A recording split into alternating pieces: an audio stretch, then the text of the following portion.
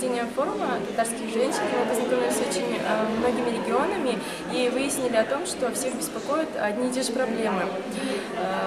И менялись координатами, чтобы как-то совместно решать какие-то проблемы и задачи. Очень поразили меня делегаты из Финляндии, которые сохраняют свой язык буквально столетиями, то есть живя в другой стране, не зная русского, они знают отлично татарский язык.